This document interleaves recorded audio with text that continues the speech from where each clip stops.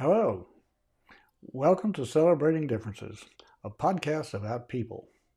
I'm your co-host, Ty Tyree, and in this episode, my co-host, Ani Colt, had a chance to talk to our next-door neighbor's daughter, who is recuperating from a skiing accident here in Austin, Texas. Her job is in Seattle, Washington, but she can work from anywhere because she is a successful manager in the tech industry. She's young, she's a millennial, and she's going to talk about what it takes to be successful in that world. And wow, it's a new world for me. So let's go talk to Sara John. Yeah, it's fun. Say something different for the Good. weekend. Yeah.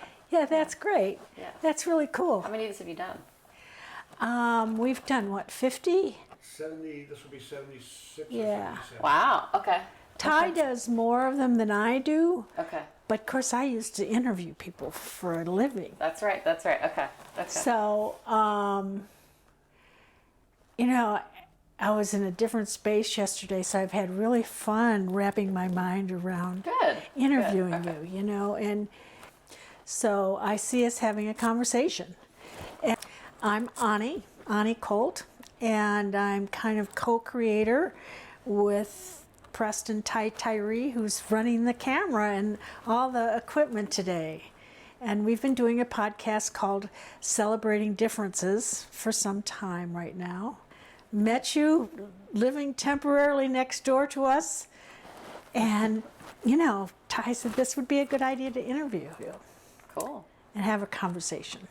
I thought I'd start out, what did Celebrating Differences say to you? That might help me talk with you. That's interesting. Well, in my near term, trying to celebrate when you are not all the same way that you used to be. So I just recently had a ski accident, and so I broke my ankle, tore my knee. Just trying to think about how you can live your life and do that in a way that is, still feeling full of life without having the things maybe that you're used to. I think also, I've been in technology for a while. I think it's really interesting to think about different types of hiring practices and teams and organizations, and how you kind of hear like diverse teams breed and sort of the best results, but like how do you put that into practice? What does that really look like? So that's something also that I think about a lot. Yeah. So why don't you just describe yourself? Yeah, my name is Sara John. Let's see here. I am temporarily in Austin, Texas for a little bit of snowbirding and getting some sun. I live in Seattle, Washington, and have been there for about the last 10 years. I work in technology, originally from the Midwest, and yeah, excited to be here today. Well, I'll also say for me, your parents' Midwest background and yours is very appealing to me. Yeah. It's almost like I can feel it. It's a different feeling. It's a very fair point. And I grew up in suburban Chicago, but my parents both grew up in Madison and Monroe, Wisconsin. Right. Now I'm wondering, where were you born? So I was born in Madison, Wisconsin. I love it. So similarities there. But then moved to Minnesota at about a year. So only don't remember anything about Wisconsin. Obviously. But yeah. My mother was born in Madison. Oh, okay. Yeah, she was born in Madison. So, it's quite the city, but you don't really know that. Do you remember Minneapolis at all? Oh, so we lived my whole life pre-college there. So did my brother. And yeah, I remember a lot about it. We grew up in the suburbs, but had friends that lived in a variety of different areas and cities. We both played sports, and so that takes you all over. So not just the Twin Cities and Minneapolis area, but we were going up north to play ice hockey in these small remote towns. We're going down. My brother played football in Iowa, right? So you're going through cornfields. So you're not just in this sort of Twin Cities or suburban area. Like we would go all over. So I was in Minneapolis airport pre-COVID a couple times. And I said, ooh, this is different. And what it was more white. You know, and then I looked up afterwards where Minneapolis was in terms of the kind of diversity stuff, and it's fairly diverse, but there was something very white about it, and I wonder what that experience was like for you. Yeah. Well, I mean, I think in general, the makeup of the city, so like, in the suburban area, it's pretty Scandinavian. So like that's where a lot of settlement came from. So you have a lot of people of Scandinavian background and heritage. But then the city has like the largest Hmong population. It has a lot of large, diverse ethnic groups. So, for example, like a lot of people will come to places with, you know, Chinatown or Koreatown, and they've never had good food. Like the Twin Cities has lots of good, diverse ethnic food because it has a large populations of variety of types. I would even argue some of the food is better than like Seattle, which has a huge, you know, different types of Asian population. But there's something about the Twin Cities that has like really, really good, good places and good, very authenticness to it.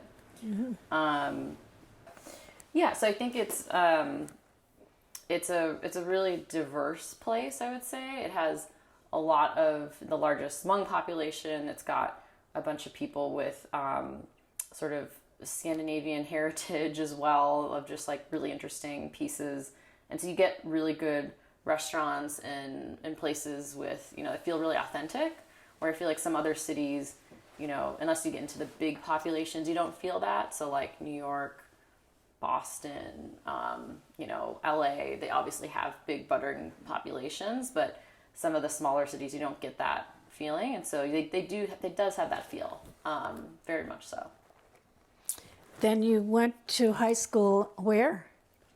So I went to high school, small high school in the city. That's right, because I looked it up, right? Yes. So went to Breck, and it was a pretty interesting experience. You kind of grow up with a cohort. It's very small classes, so they're about 100 kids per class, and so most of the people that I grew up with and are still really good friends with, or I've known since like kindergarten. So it's a pretty unique experience. And same with my brother. He has friends that have been very good friends since, you know, 8-10 years old. So went to school in the city, and then small class sizes. I think other things that are notable were like sports was more of a like activity that everyone wanted to participate in. It wasn't you're on some athletic Division I track and you have to go be really great to be able to participate. It's very much a participation type of school. So they're competitive, but like I had an opportunity to like pick up and learn ice hockey. So you know, I was a figure skater growing up and was kind of growing out of that phase, and started playing hockey on the junior varsity team in middle school. You know, it was a no-cut team, so you could try it out, and a lot of people did, and ended up liking it and doing really well, and was able to play, you know, in high school on a competitive team, and then played Division III in college. So it was it's a great place for learning new things and then being able to like do them longer term.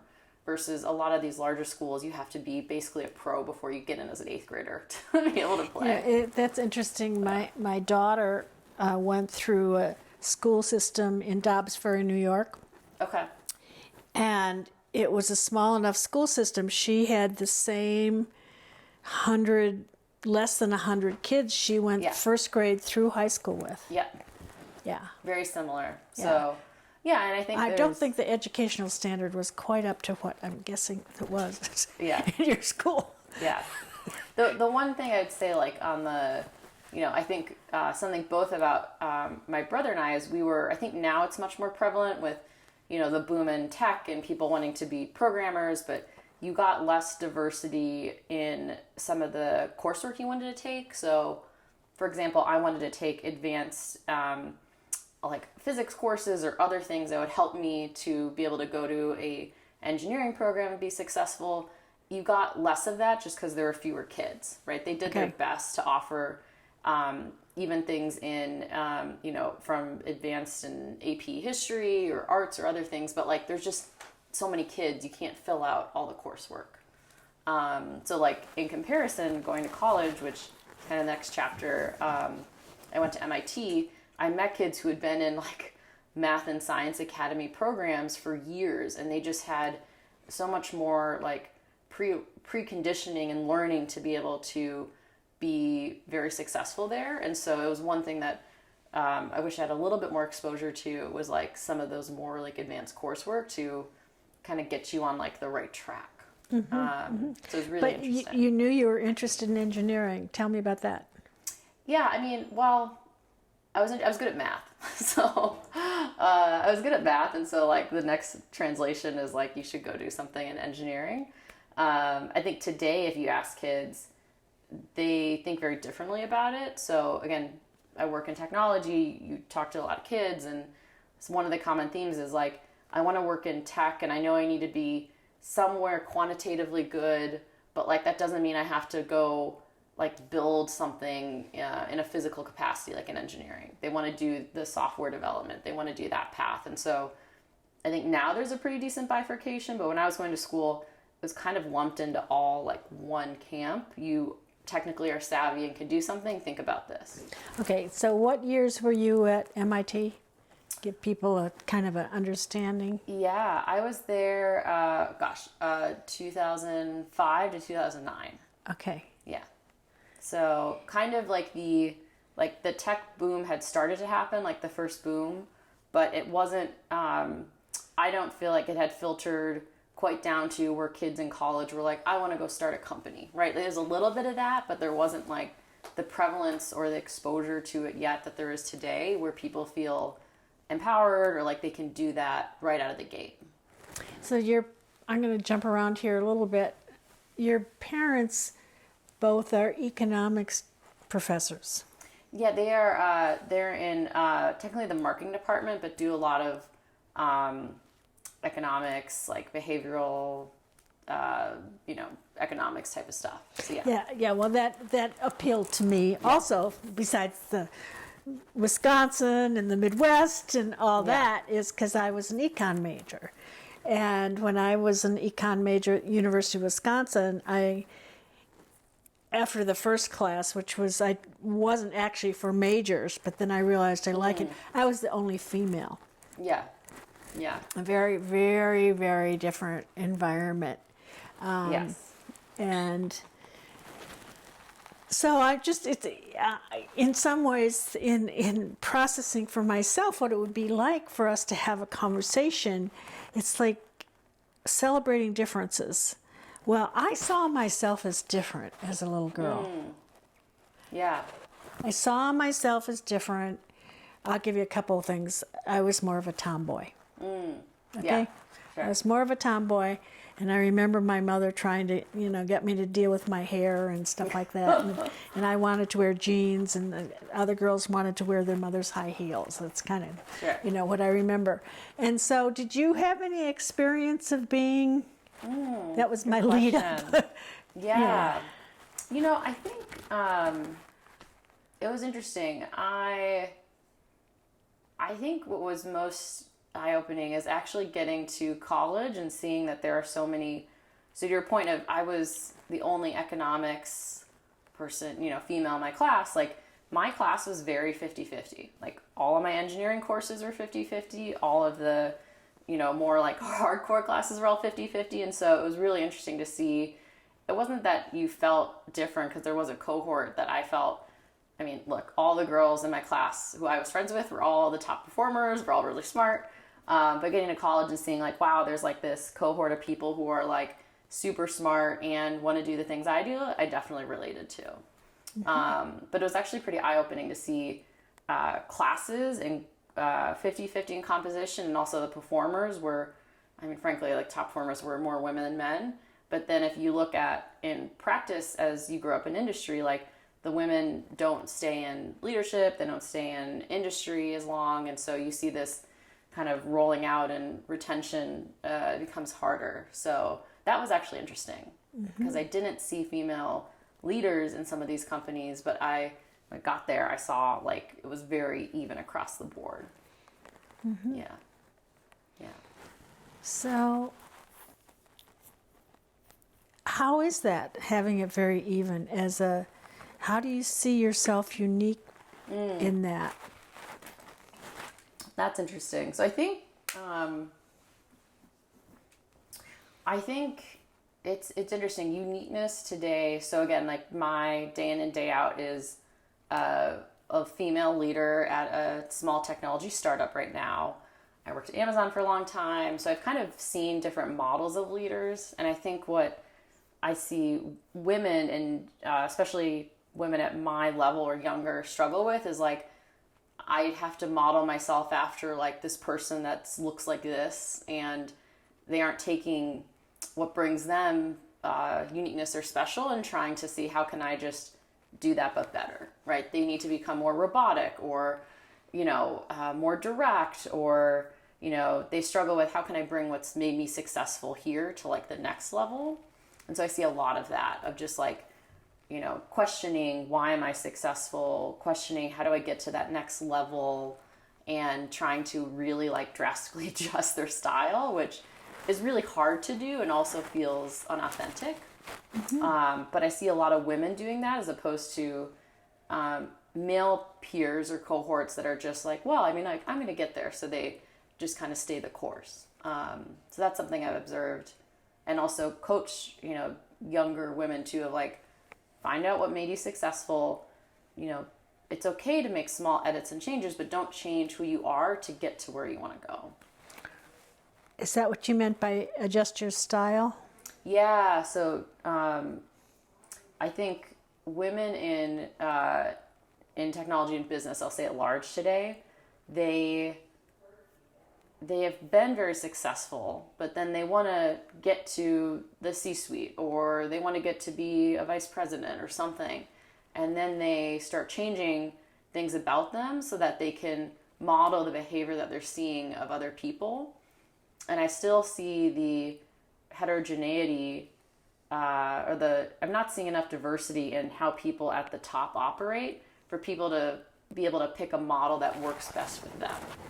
So they make big adaptations to who they want to be in order to get to where they want to go. Yeah. So, and you don't relate to that. Yeah, I mean, I would think that was a good thing. Yeah. But I just there's so many decades between your age and experience and mine, and so in our base of people who see these broadcasts are fairly diverse also. So I'm trying to make it as almost a learning experience for them to listen to you and your experience. And we didn't bring up that, your mother is, what do you call her, white? What do you call your father? Oh, Indian. Indian, yeah. So, but he grew up here, right? He grew up in the States? He did post undergrad here. So doctoral education, Yeah. So we didn't bring up that aspect, which is not uncommon. Yeah. It's not uncommon anymore. Yeah. I think the interesting part about, I'm pretty into like leadership and leadership development, and so I think that theme would be something we could like riff on a bit. I think there's a couple of things that are interesting from growing up in a household of professors that I think you just take for granted, and it goes back to seeing models of people and behavior that are able to express things, move people in a certain direction, teach something. So there's a story when I was at Amazon where we all used to sit in these like open bays. And so, your desk is next to someone else's, whether you're on the phone or talking to someone, like it's all open air. There's no, offices, so to speak. And I was on the phone with another team at Amazon, and we were just talking about something we need to get done. And I was sitting next to my friend Jamie, and then another girl who was an engineer. And I got off the phone, and they like both looked at me, and they're like, Sarah, you talk really good. And it was just an interesting moment of, that's just how I talk. But again, they had not grown up with like seeing what I had seen every day of people teaching and talking about teaching and revving on those topics. And so I grew up with like an advantage in that capacity of being able to present and talk about things, because I just grew up innately with that kind of skill set. And so tying that to how you think about leadership and development, a big skill set a lot of women need to develop and work on is their presence in a room. So you have the right answer, but how can you convince someone that you're leading the meeting, you have the answer, listen to me, let me direct. And so for me, that's fairly easy, but again, I've been practicing it many years. So Did you consciously practice it, or did no, it just come? it's something that just it's kind of like if you grew up in, I have friends that grew up in families where they spoke two languages. You're not consciously trying to learn another language, you're just doing it, right? So there's a lot of like early behavior learn that I think can pay off dividends if you have exposure to it, like myself. But then a lot of people have to learn it, right? So a lot of people show up to meetings even of my tenure, women, and it is just really hard for them to get across a point, like be able to be like the leader in the room. And so a lot of people have asked me for advice and coaching, and I provide it, but a lot of it is like watch leaders that you want to emulate, or watch people who you think are successful and try to figure out, how you can do practicing in small pieces, right? Going back to my example on the phone, if I'm on the phone talking to someone about work, it's not just a casual conversation, but how do you construct that conversation to give you sort of small practice environment for the larger room? Yeah. So what do you think you just said? Yeah. What did you just, because there are a couple concepts you're talking about: leadership, about what comes natural, how you have to learn and hone. Yeah, I think there's a couple pieces. One, I think recognizing what are behaviors and patterns that you've developed naturally that have made you successful. So for example, my presence in a room or ability to like run a room in a space is one for myself. And then being able to identify what are those things you really need to build up in order to be a more complete leader.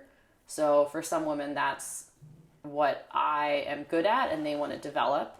And then finding people you can practice with and help mold and give you coaching advice so that you can develop those skills.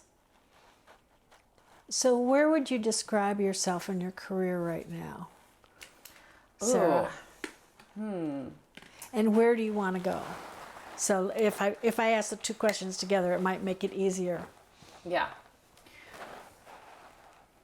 Where am I and where do I want to go? And what do you bring to it? Yeah. Let's really get some teeth into Yeah. this, because I think it's important. Yeah. Well, I don't know where I'm going to go. I'll be frank. I think what I've tried to do in figuring out a career path is like, what are the things I want to learn next and what's going to keep me excited to do that? At least for myself, I think thinking about the long term it's pretty challenging to think about that.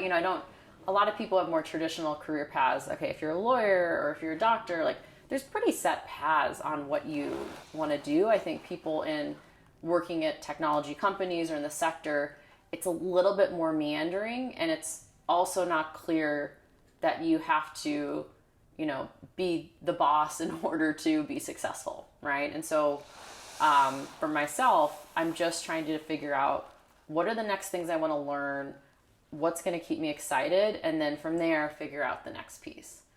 So for myself right now, I just left pretty recently Amazon, which I'd been at for about 10 years, and was really looking to get into a smaller company in a smaller environment to do things faster, right? So like build faster, learn faster, move with the market, help lead small teams in order to develop things. And so for me, that was an important thing to learn.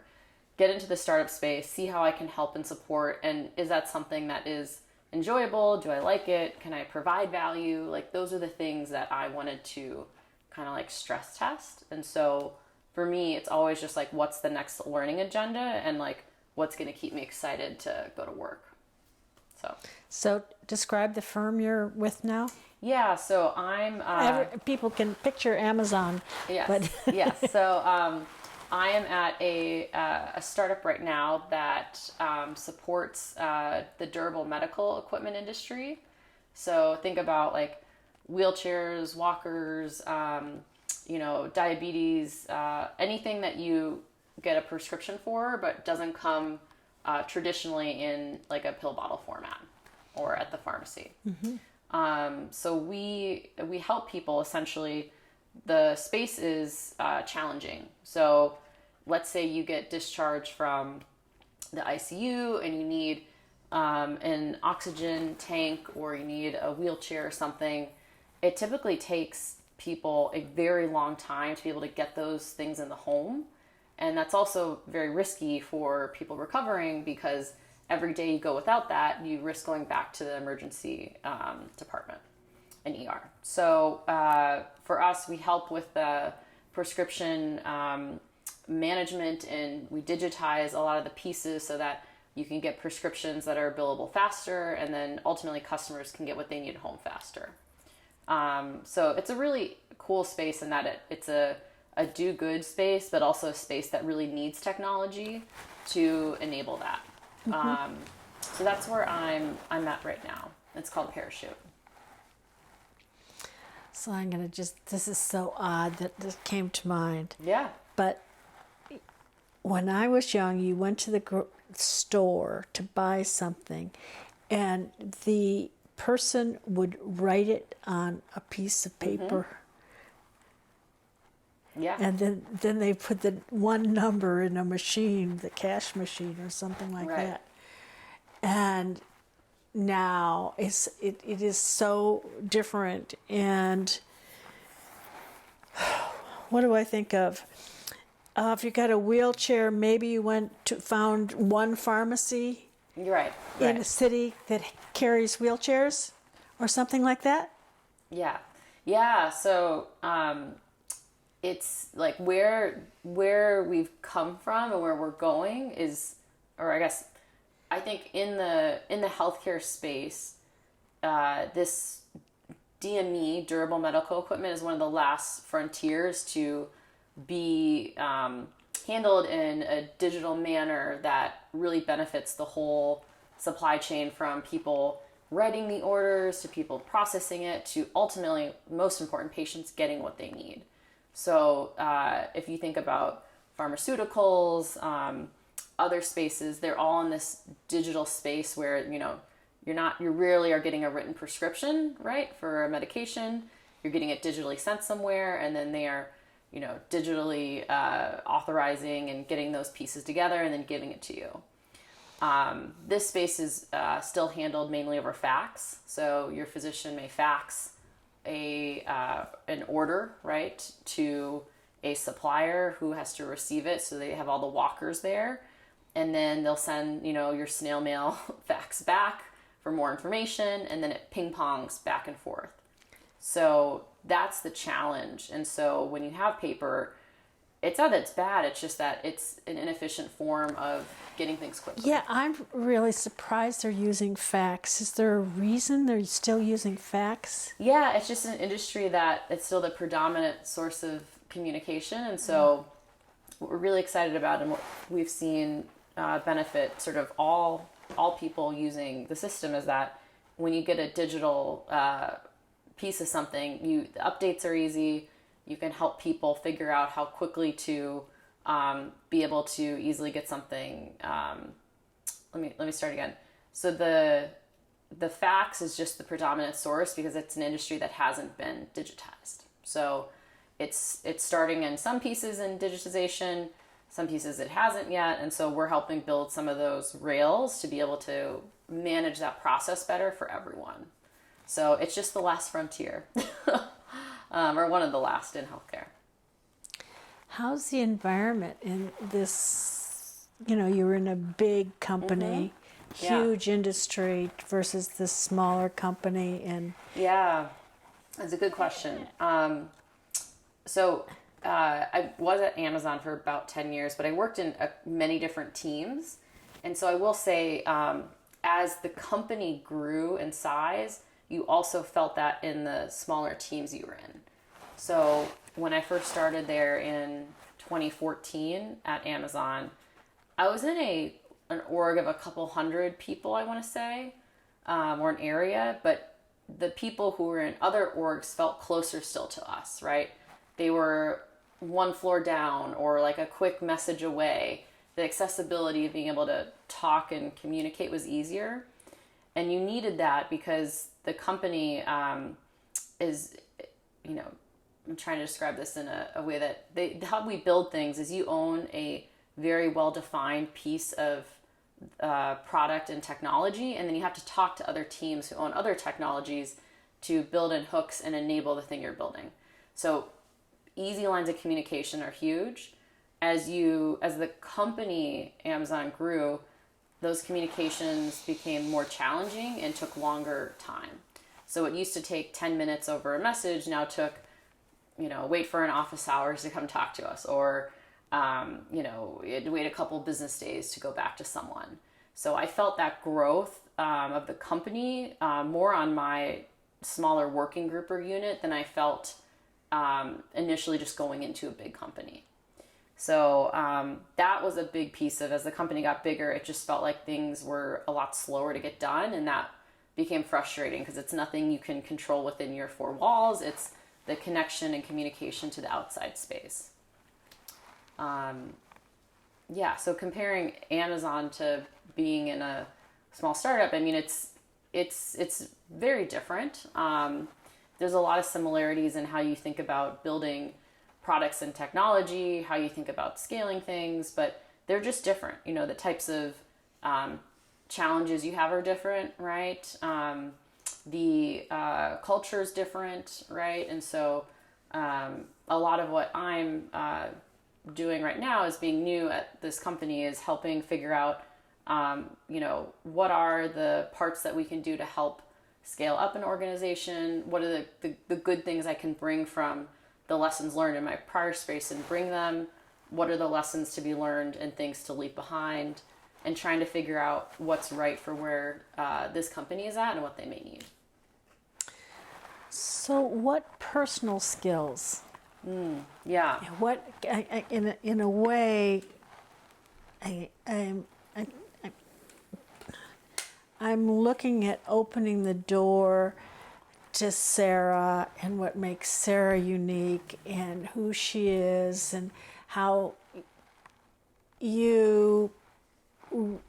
people relate, so I can understand better what it's like to be a super bright 31-year-old or something like that. Yeah, it's a good question. I think if we just look at like what I think has made myself successful, I think a key lesson I learned early on is that there's always someone smarter than you in the room that you should listen to.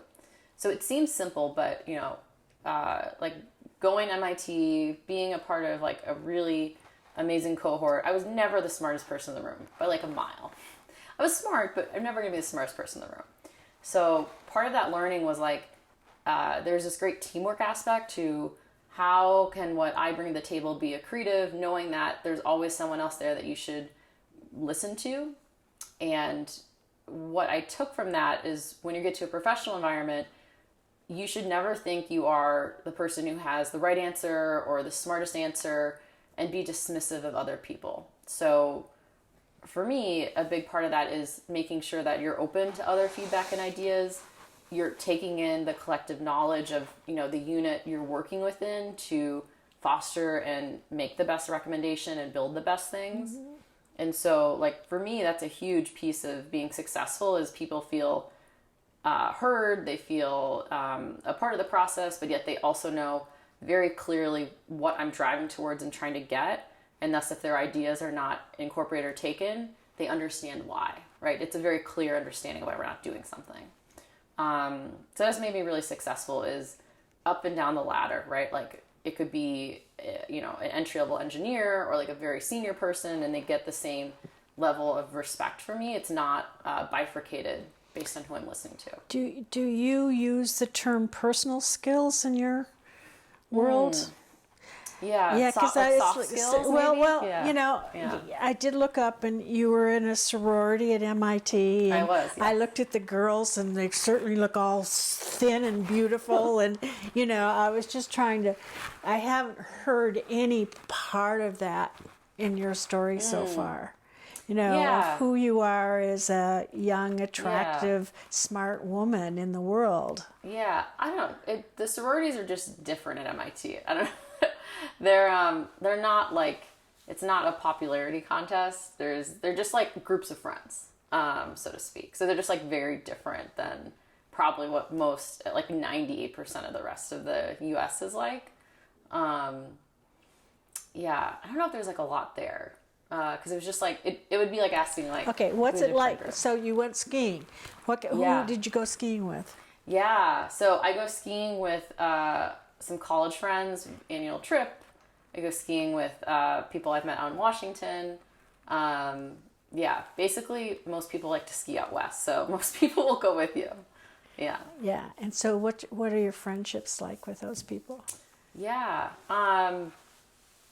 it's interesting. They are all kind of like at the same sort of like stage in life. So a bunch of people work in technology, a bunch of really successful men and women who are all like kind of approaching the same types of things in life and in their professional life, but we don't talk about it all the time. So it's interesting. You may have a conversation about, a friend who just joined a board or is thinking about it and why should I get involved in something? But, it's interesting. It isn't this sort of place where like you come to for like a brain trust of feedback and ideas. You're just naturally part of sort of how you live your life and see people.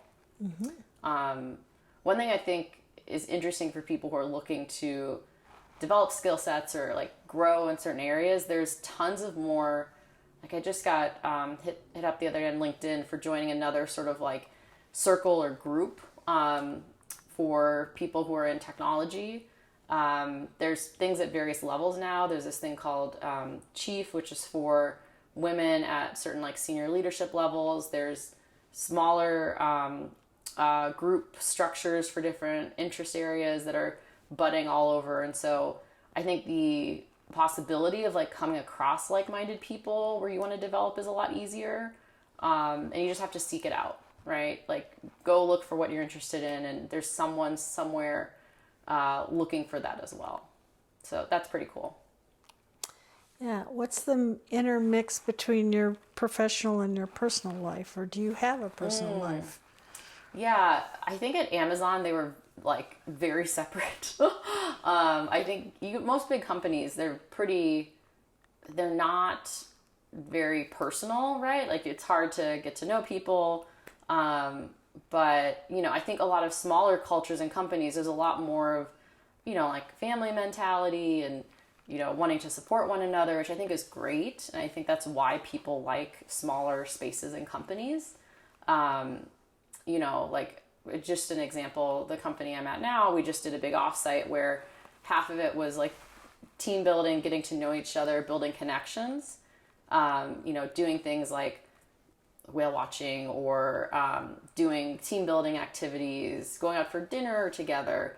I've never had a company offsite at a large company where half the time was devoted to team building, right? Like that's just the prioritization of how you think about that in big and small spaces is just totally different. How does that feel?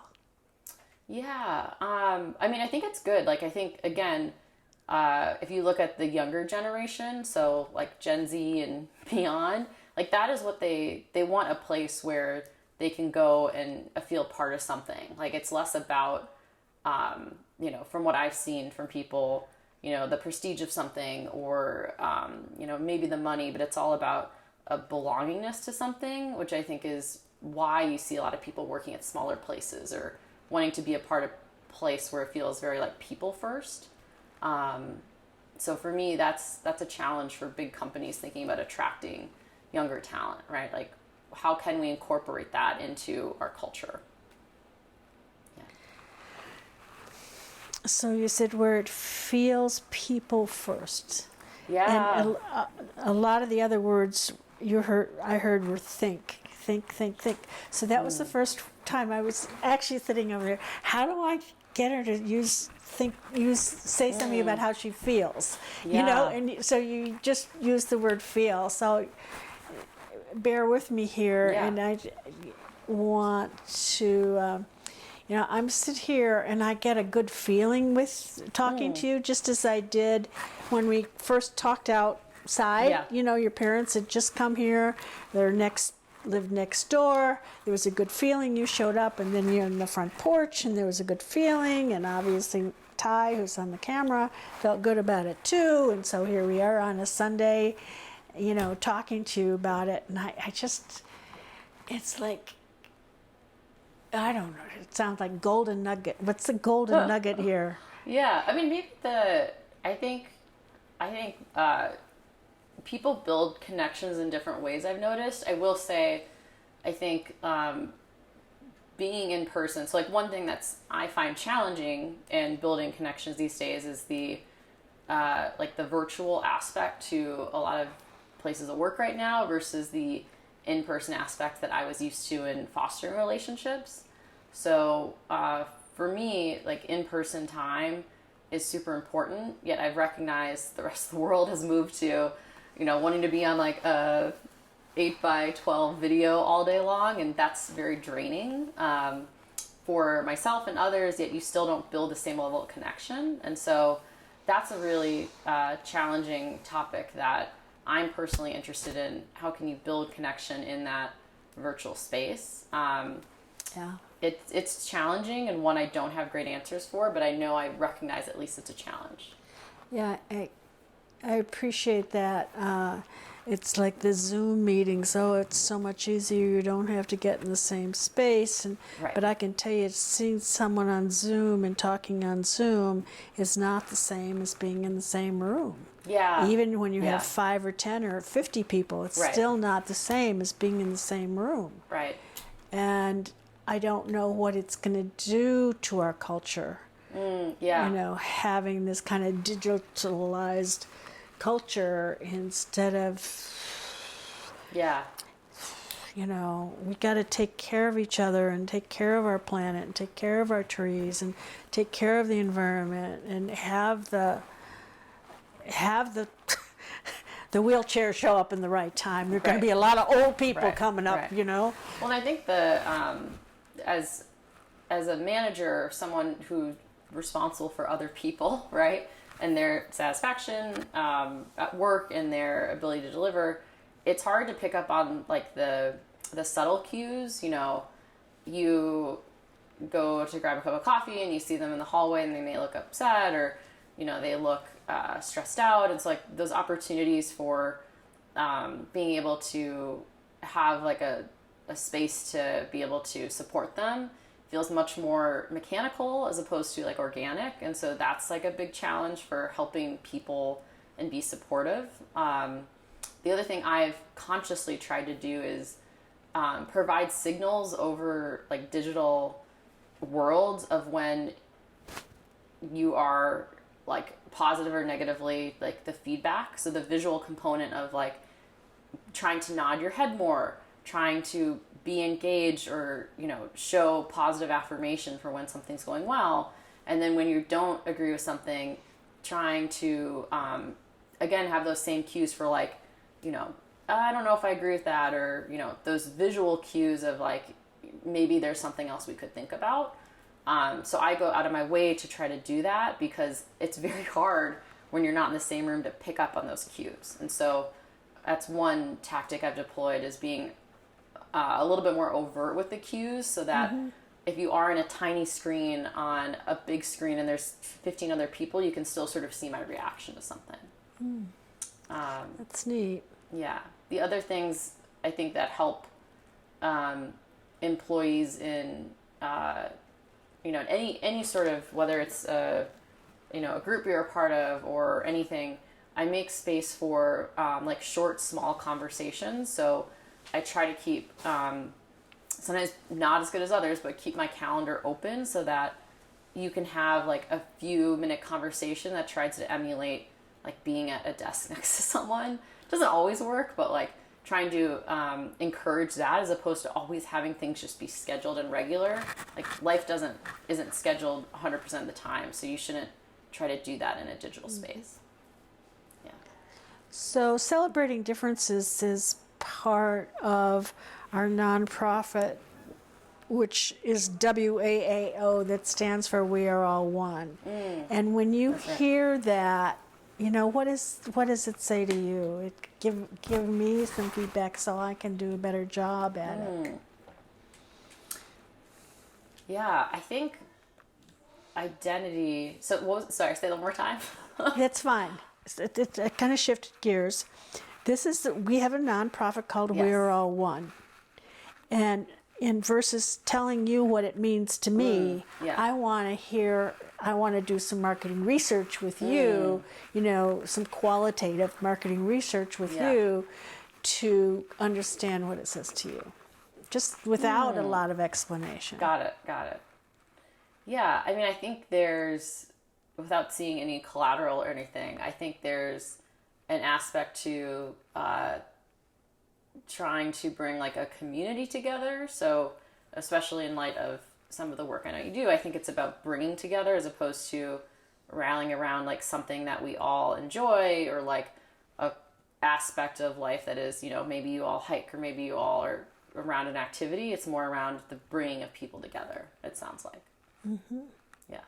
Do you think it's relevant in this culture in the world today? I think so. I think the hard thing is, given especially the digital space, I mean, even if you're just sitting at dinner or watching TV, like you have your phone, I have my watch, I've just got technology and things ping me all the time. So how do you cut through the noise and make it something people want to pay attention to, right? I think that's the challenge. Yeah, it is.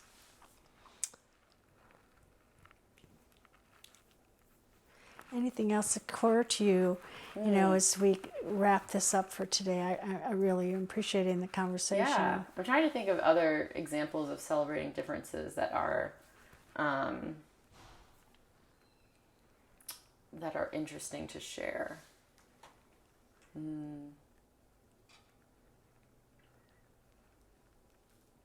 Yeah, I didn't do as much prep, but I'm trying to think of other stories. Take your time because we can always cut the interview. Just give yourself some downtime and to do it, because I would appreciate it as someone who's even older than your parents.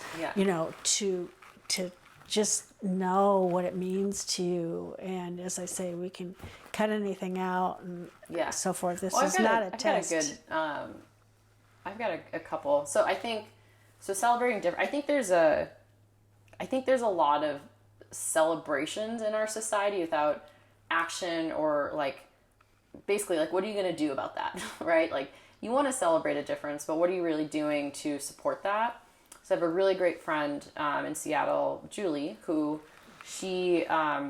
part of her job is working on equity, diversity, inclusion for Microsoft, and she practices it super well in her daily life. So she comes from a finance background and is incredibly financially literate. She sees a lot of people who have unique things to bring to the table or have businesses or things they want to support, but they don't have the financial literacy.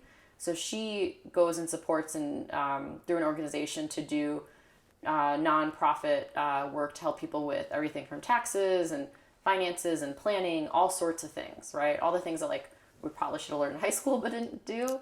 And so like her way of celebrating differences is supporting others in developing those skills to actually enhance their ability to be celebrated. So I think for me at least, celebrating it is half of it. The other half of it is how are you going to like support those people in those efforts that make them unique. So Great. yeah. Yeah. I see that differences are on purpose. That's the whole purpose of the universe, is that we're each unique, that Right. everything, that no two blades of grass, if you really get right up close, or two leaves on the same tree are exactly the same. That's Right. what it's all about. And having how it's playing out now in your life and in a world that is so techy. And it's only going to get more and more. Yeah. I think the other thing, again, like a theme I'm very passionate about is like female leadership and I'm glad to hear about entrepreneurship. that. I think for women and celebrating their differences is knowing, although you may only have like one or two examples of like female leaders in your organization or other places, that doesn't mean you have to be just like them. You can be a different blueprint and be successful.